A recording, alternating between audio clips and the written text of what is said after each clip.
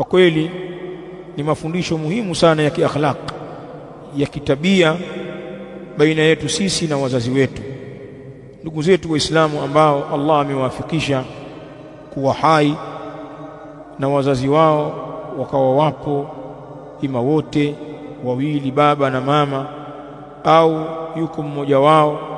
Usiichezee nafasi hii, itumie nafasi hiyo kutafuta janna, kwa sababu ni fursa ya kipekee kabisa ulionayo.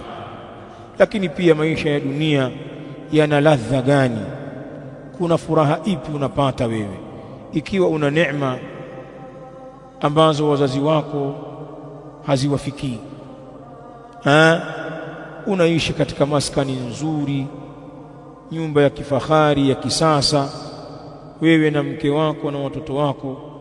Wazazi wako wanaishi katika nyumba duni kabisa. Kuna furaha gani? Unakula vizuri, ukipata maradhi unatibiwa hospitali za maana, wazazi wako wanalala njaa, au wakiumwa hawana matibabu, kazi yao kukota majani tu, pengine hayatanisaidia, pengine hayatanisaidia basi, lakini hawana utaratibu wa kupelekwa hata hospitali. Hebu niambie, hayo maisha ulionayo unaoita maisha ya kulabata, huyo bata ana raha gani ikiwa wazazi hali yao ni hiyo? Nasiha hizi